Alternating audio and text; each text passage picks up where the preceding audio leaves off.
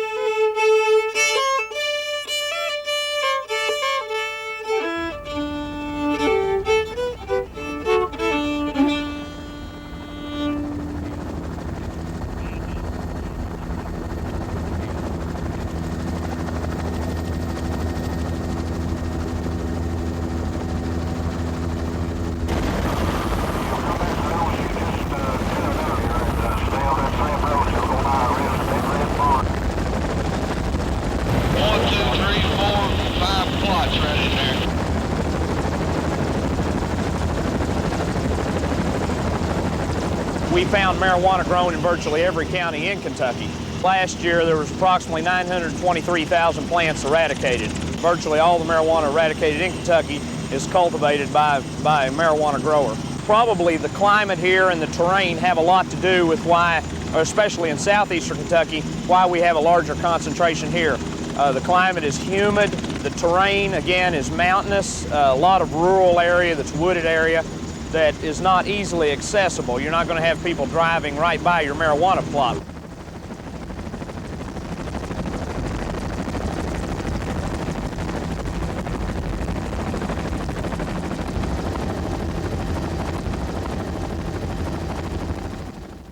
I'd talked to a detective in Covington there, and he identified this area as, he said, let me put it this way.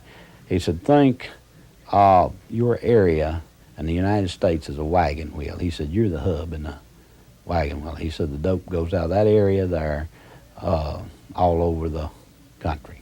He said, many of the drug cases all over this country originates right there in your area. You're the crossroads. That's disturbing. In 1976, from 75 to 1978, I bootlegged. The people in the county knew I bootlegged. They knew who I was. I bootlegged. They knew before they brought me to the sheriff I was an ex-bootlegger. But if I knew about marijuana then, I wanted to put alcohol. I don't, damn well, I went to Richmond to get 15 cases of beer to make $30 off of it.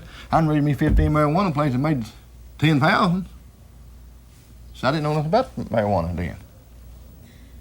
Because I never was around no dope dealers or no marijuana, nothing.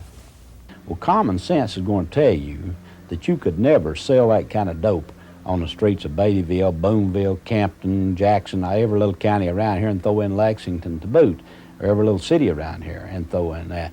You're talking about multi-million dollars worth of dope. You're talking about a major operation. These little people are not selling that on the streets in this area. There's some major bucks behind it. There's some big people behind it. But I love the people in Lee County. I just think there ain't no better place in Kentucky live in Lee County, Kentucky. In them mountain counties, they're good people in mountain county. They just ain't got no jobs. They ain't got no education, and they're safe. They believe in making a living, making a living, and they don't believe growing marijuana is too bad a living. They don't. That's the only thing they got to do.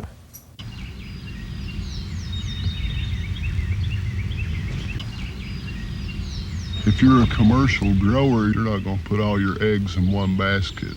You're going to spread your patches out, but you're going to have more than 3 in a patch. You're going to have maybe 300, but you stand a much larger chance of those getting ripped off. So you have to plant more patches, and the hills around here usually are filled with such little patches.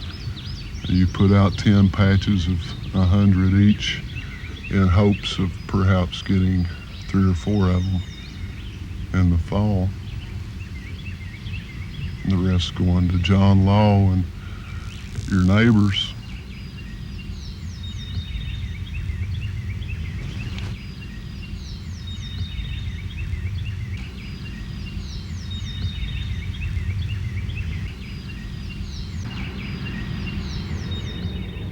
Back in the 20s and 30s, you had a big push by the federal government to come in here and clean out moonshiners. And the people here took the same attitude back then with respect to the moonshining industry as they take now with the marijuana industry. They think, we're here, we're isolated, it's our land, we don't want to bother you, we don't want you bothering us, so why don't you go away and leave us alone? Ironically, hemp was grown in Kentucky. It was a major cash crop in Kentucky for a number of years. In 1942, patriotic farmers, at the government's request, planted 36,000 acres of seed hemp, an increase of several thousand percent. The goal for 1943 is 50,000 acres of seed hemp. In Kentucky, much of the seed hemp acreage is on river bottom land such as this, along the Kentucky River Gorge. Some of these fields are inaccessible except by boat. Thus, plans are afoot for a great expansion of the hemp industry as a part of the war program. This film is designed to tell farmers how to handle this ancient crop, now little known outside Kentucky and Wisconsin. This is hemp seed. Be careful how you use it. For to grow hemp legally, you must have a federal registration and tax stamp. This is provided for in your contract. Ask your AAA committeeman or your county agent about it. Don't forget. Unfortunately, eastern Kentucky grows good dope. You know, the soil and the climate and everything is just ideal for the raising of marijuana. And the fact that there is not a lot of work here, that's helped perpetuate the problem. This is a poor community, you know, it's raised tobacco. The hospital and school is the biggest place, you know, where people's employed, and the people just raise it, I guess, grow it in lieu of working, you know, make them good cash crop. There's a lot of people in Owsley County and Lee County that just have enough money to get by, period. And from that standpoint, if that's what poverty, if you want to look at that as being the measuring stick, I'd say that you have a lot of poverty in Owsley County and Lee County. I know a lot of people that I've heard tell the rumors that they grew it's doing pretty well these days and time, you know, like they bought up farms and built new brick homes and stuff like this, you know. But I won't mention any names, but you know, it might not be true, or it might be true, it might not be true. I don't know. Tolerance, I look at as maybe not looking for the problem or realizing it's there and not doing anything about it. I think it goes from tolerance to being acceptance of marijuana as being a part of the economy and part of the way of life here. I was a chief deputy 4 years, a deputy 4 years. Then I was the city police for a year. Then I run for sheriff and got it. First time I run, I think I got for the sheriff after I was deputy. I run and got 1,800 something votes. I beat everybody in the county. And there was marijuana in that county, and I cut marijuana. When I found marijuana, somebody called you, said, Johnny, I went and cut it down. I guess I cut more marijuana down than anybody in that county. But I did not go in people's houses, go in people's back of barns, on people's land, looking, had no business. People find it, I go cut it. That's a sheriff's job. Johnny had led a life of violence when he was only a teenager, 12, 13 years old. His daddy died in his arms up here in Wolfe County. He was shot outside a bootlegging joint up there. So Johnny had been in and out of a lot of things, and I guess I was one of the first people he talked to when he decided to run for sheriff. He'd worked as a sheriff's deputy over here in this county under a previous administration. He came by and he said, Bobby, he said, I'm thinking about running for sheriff. What do you think? Hell, you run from him all your life. I said, you might as well run for it, you know. And the first term around, people say they couldn't have asked for a better sheriff. A lot of people thought an awful lot of Johnny Mann's. When they called, he came, and they wasn't too bad for him to take out. Johnny Mann was 6'8", was an awfully big man, and in instances where there was trouble going on, Johnny was a good sheriff. 11, 12, 13, 14, 15, 16, 17, 18, 19, 20 right here. So we'll know this won't be reset tomorrow. They had about 15 nights. You can just think, in a county like that right there, you know, people grow marijuana. I ain't gonna say no percentage, but there's a lot of people grow marijuana. And, but, you know, I know they told me people growing marijuana, you know, several of them, not one, not two, hundreds of them. But till somebody found the patch, it wasn't my job to go, like I told you a while ago, tear down their fences and looking for it, just looking for it. Spread out all over that.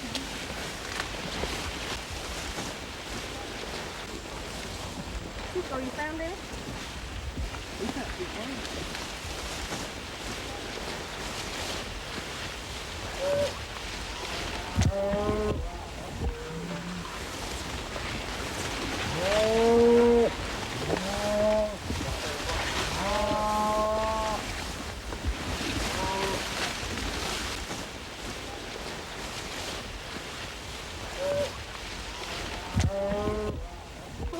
We'll go out through this cornfield here. We're supposed to have some marijuana out through here, but until the helicopter gets back up, we just got quite a bit over here. Find it.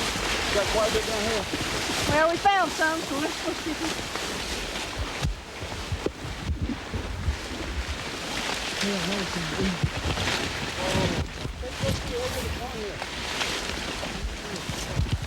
Everybody that cuts one counts the amount that they cut so we can keep up with the numbers. I haven't been here very long this year, but last year I've cut over 100 out of one patch last year.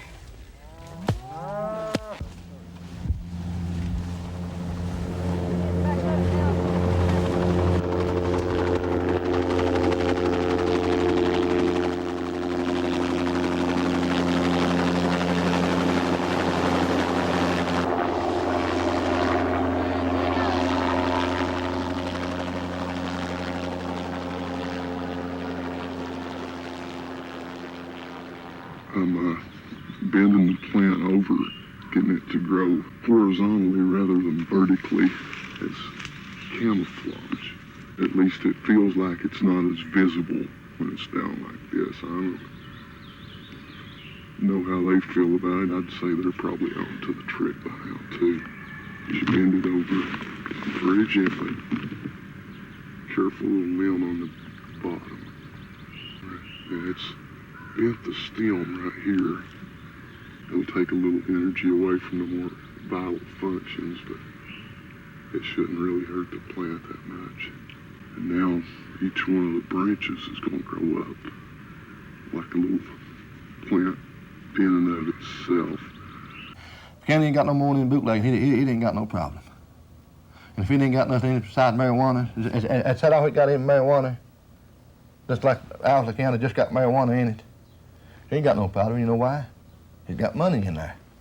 So that marijuana is money. That's them people's lives. Just like a paycheck. But there's more going on in marijuana than bootlegging. When you get more going on, that's where you're going to get your problems. That's where your problem's at. Johnny and the state police had clashed. Apparently, they felt like that he was probably protecting some of the marijuana growers. People knew where I stood on marijuana. The second time I run for sheriff, there was 7, 8 of us run. And I beat them all landslide. And in the fall election, there was 3,200 something people voted, and I got 2,300 something votes of them. And they knew how I stand on the alcohol, and they knew how I stand on marijuana. These plants were located behind approximately 75 meters behind this restaurant, or this garage and residence here. We're not sure about what the status of this case is going to be at this time. We're still gathering information. We're not sure what the status will be.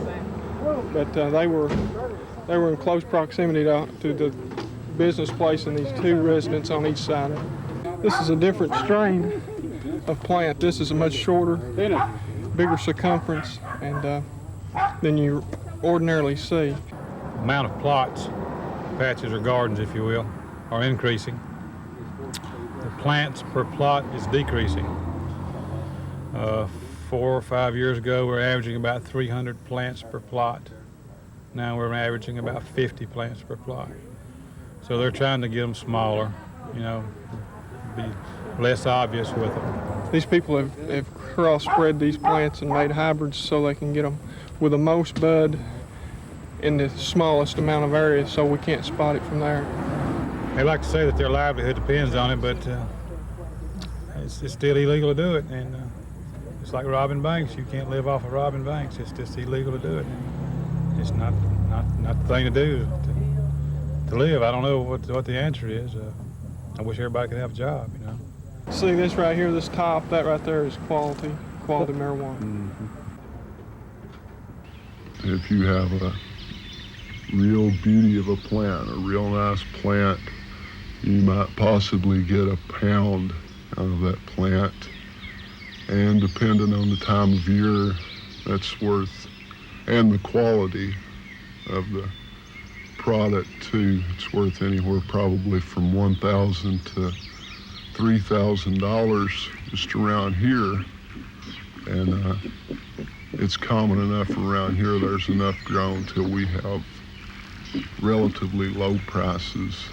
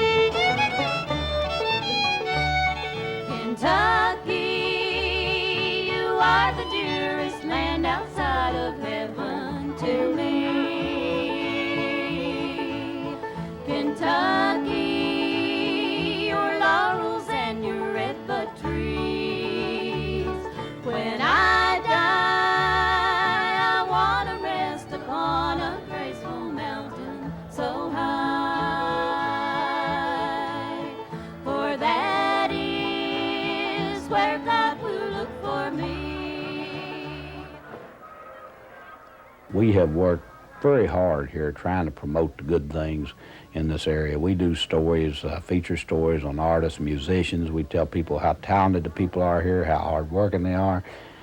And something like this comes along, why it destroys a lot of credibility that you've worked on for years. The 6 arrested are Owsley County Sheriff Billy McIntosh, Wolfe County Sheriff Lester Drake, and with the cane is Wolfe County's Deputy Sheriff Wilson Stone, Breathitt County Sheriff Dean Spencer, Beattyville's Chief of Police, and the man accused of being the ringleader of the alleged extortion, Lee County Sheriff Johnny Mann. And I seen the big white Cadillac sitting in the yard, and I kind of got nervous too, you know, at the same time, seeing that big Cadillac. And knowing I was gonna meet Mafia men. And James, first this big guy come out, that's Ron Poole. He introduced us to Ron Baker, but come to find out later it's Ron Poole, the FBI. Then James come out, and he introduced me to Ron. About 2 or 3 minutes, and after he introduced me, Dave Keller come out. At the time, Dave Keller was going by Dave Kennedy at the time, but now his name is, you know, real name is Dave Keller. So we talked there, you know, while that last finally I agreed to, you know, go in with him. I said, I'll tell you this. And he said, Johnny, it might not be 1 year, it might be 2 years, it might be 3 years. But James always give you that money, so we'll give you $2,000 a month. The 6 arrested are accused in a big shakedown. They're named in a 42-count federal indictment for extortion. They allegedly accepted money from undercover FBI agents to protect big drug deals. And they're accused of conspiring to distribute marijuana and more than 66 pounds of cocaine.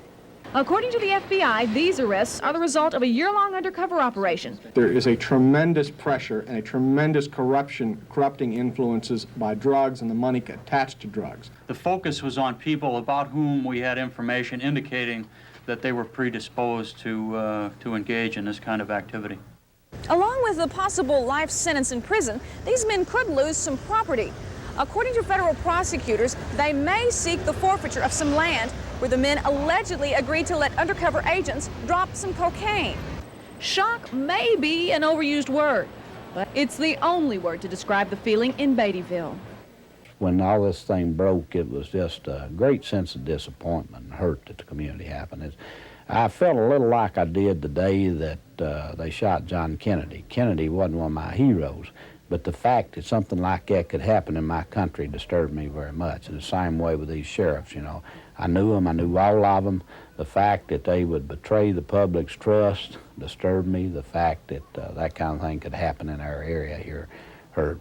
It hurt me as a person, as a citizen, to see these fellows let off in chains. You know, it was just something that does something to you. You know, it was hard to accept. I told them I took the money. I took it. There ain't no way I denied it. I took the money. And you saw it as a bribe at the time, I right? saw it as a bribe. After I took it, after it got me into it, when I started taking $2,000, I knew it was a bribe. You know, I told them I made a mistake. I just wanted to get up and walk out of the courtroom and throw up. When I listened to some of the things that were going on, when you heard police officers bragging on tapes to people that they thought were mafia leaders about the houses they had burned and the people's dope patches that they had stolen from. Testing, 1, 2, 3. This is Special Agent Ronald G. Poole. The current date is 6/21/90. I'm going to have a conversation with Lee County Sheriff Johnny Mann. I appreciate the hell out of what you're doing for us, you know. Can't get nobody, get no setup no better than you. You know, don't think we don't appreciate what you're doing. You're doing a hell of a good job. But for you, we wouldn't be anywhere down here. I don't mind this fucking job. Yeah. I'll let you get in something, you know. That's all the shit's dirty. But I'm stupid, but I ain't gonna get beat this fall. But if I got beat, I left, I'd fucking die. Ain't that something? Yeah. Next 4 years, it'll be different. Yeah. I ain't checked mine in a month. Last time I seen it, about that long. Yeah. I'm afraid to go to it this time of year. I hear you. Hey, my family, I'm afraid to go to it. He's later. They hovered that motherfucker for 2 hours. Didn't They hovered it for 2 hours, son. we get you more money here. That should be 1,000 there. Main thing, you know, just want you to watch out for us with the state and you know. And that's, you know, for you, not bug us too, you know. We just want... Well, you know, I ain't gonna bug. Don't get what to do. Yeah. Man, it's me. I hit him. I die about what have to. Yeah. Believe me, if the fucking state police pull up, they won't get down there, but let's kill me first. Yeah. Main thing. But I'm gonna tell you right now, son. Get me in a tight spot, I'll come out shooting. Oh, yeah. Well, we just... Oh, no. If I get in a tight spot, don't think I'm gonna kill somebody.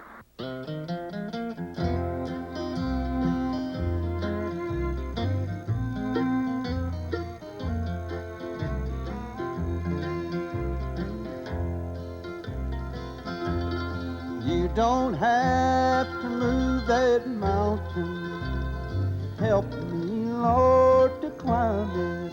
You don't have to move the stumbling blocks. Just guide me, Lord, around them. We must climb a great high mountain to reach God's gracious kingdom. But in His words we find the strength if we will just believe Him. An awful lot of people are very disgruntled about the fact that, for example, that they can't go squirrel hunting like they used to because they're afraid that they're going to get shot, walk in the marijuana patch and something happen to them. An awful lot of people would like to see it gone from here. My theory is this: it does not matter whether I approve of these people growing dope. It does not matter whether I approve of these people using dope. They simply don't give a damn. They're going to use it and they are going to grow it. Whether I approve of it, whether you approve of it, whether the community approves of it, they're not out for your approval, they're in for a profit. And that's why it's going to continue to flourish. There's absolutely too much money in it. Actually, on a wet day like this, it's not ideal conditions for harvesting. You've got all that extra moisture trapped in the buds from the rain. It's a real nice bud if it filled out a little more. The moon phase has a lot of effect on the potency. And the moon happens to be in the last quarter right now. Also, the leaves, instead of being that healthy green, are kind of faded out and yellow looking. And this plant's just saying, I give up. That's about all I'm going to do. Pick me. But I think people should, start thinking about the family more. As long as they got a place to live and a piece of bread on the table, forget about the easy dollar. Freedom is everything to you. That's all I had was freedom. I didn't recognize how great freedom was I got in here. I had a wife and perfect 5 kids. And, people, we live fast outside. But there ain't nothing more important than freedom. And I couldn't be loud no more. It ain't up to me to judge nobody. After I started reading the Bible, you can't read the Bible and be loud too. You can't do it. But I love the people in Lee County. I still think there ain't no better place in Kentucky living in Lee County, Kentucky. And I'm gonna get out of here. Because God said you asked and you received and believe, and I asked and believed God. It might be a while when he thinks it's ready, but I'm gonna go home. There's no way they're gonna stop it. People's always gonna come up with some way of keeping them from it, short of an outright military occupation. People just can't put out those big 1,000 plant patches anymore, like the old days. But they'll still get them by. They can't look everywhere.